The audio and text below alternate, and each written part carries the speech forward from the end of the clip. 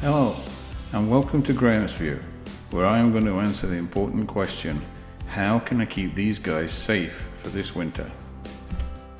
This is the pond that I built at my cottage in 2018, and in it I keep a few goldfish, but mainly koi, which are my favourite fish. But the winters here in Newfoundland can be pretty harsh, even the ocean freezes, so I have to prepare for the winter, and this is my preparation for this year. 2023. Hopefully it will keep out the mink, my main predator here, and also the cold, so I can leave a few fish in it. The rest of the fish, which are mainly koi carp and large ones, I will take home to keep indoors for the winter, just to be on the safe side. I used to keep them in stock tanks. This one here is made by Tough and is 140 gallons. You can get different sizes. My fish are way too big for this sort of setup this year. Plus I hate having netting on the top because you just can't see the fish. So I had to ask myself this question. I did the research to find out if I could build it, and I calculated the size that the finished pond would be in the area that I had available. From this I knew how many gallons it would be, and therefore what the weight of the finished pond would be, to make sure that the foundations of my fish room could support it. The pond frame was very easy to build. I used 2x4s and lots of 3-inch wood screws. I made sure there was plenty of uprights to give it plenty of support, as I knew there would be a lot of pressure on the sides from the volume of water.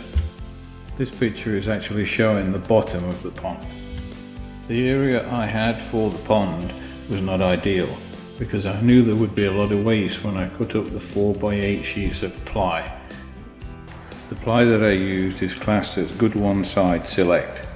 It is 3/4 inch thick and 4x8 sheets. I tried to cut the sheets so that they would fit together as tightly as possible, so the seams aren't that wide, because they do have to be caulked anyway. I used lots and lots of 2-inch wood screws, and I separated the screws about 5 inches apart and countersunk all of them. Now it was time to start prepping for the epoxy. So the first thing was to polyfill all the screw heads, and then to caulk all the seams, all the joins, and any imperfections in the wood. The caulking definitely cannot have silicone in it, as the epoxy will not stick to it. I left the whole thing for 24 hours to set, and then I went over it with a 60 grit sandpaper and gave the whole thing a light sanding. Now it was ready for the epoxy. I used a product called Pond Shield, which is made by Pond Arbor, and there are lots of very in-depth videos on the internet showing you how to apply this product. My video is mainly to show you the little mistakes that I made and try and help you to overcome them.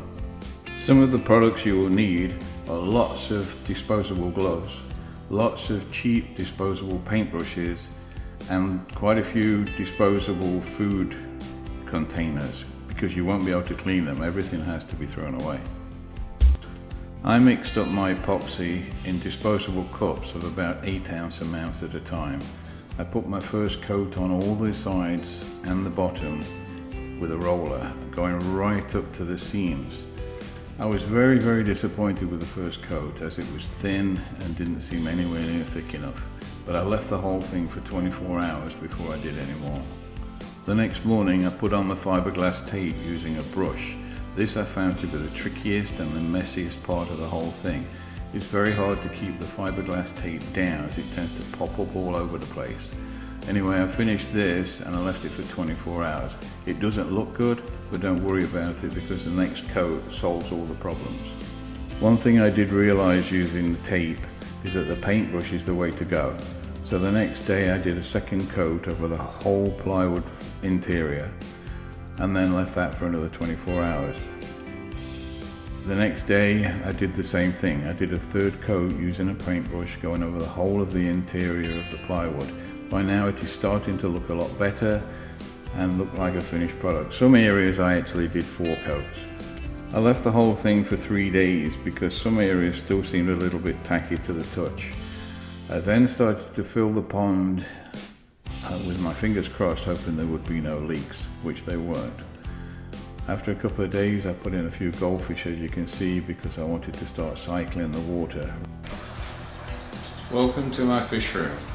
So there's the finished pond. But first of all, let me give you a quick look around.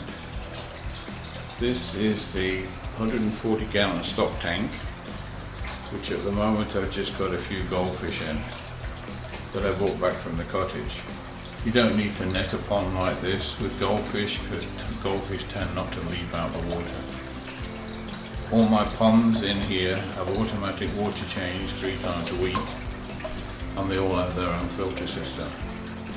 But anyway, to the pond that we've been talking about. As you can see, I haven't finished the inside yet. I think I may insulate that and then put some ply or perhaps even some laminate flooring on it just to finish it off. I don't really need to worry about insulation or anything in here because this room is heated and it's very well insulated. So we'll just go over and have a quick look at the top. This pond also has auto water change and its own filter system. Perhaps I'll do a video on that later. People may be interested in the filtration. So we'll have a quick look at the fish. And there are some of my koi. Now because I'm here, they think they're going to be fed. So perhaps that's the thing I should do soon. Beautiful, I love koi. Okay, so then we'll go into the water room. This is where the water comes into the building and it's filtered, and I've got an automatic water change system there. I'll perhaps give more details on that later too. I did want to mention as well that on this pond I increased the height of the top. As I've said before, koi tend to leap out of the water, and in the past I have lost fish like that. So there it is, guys. That's the finished pond. I'll leave just looking at the fish.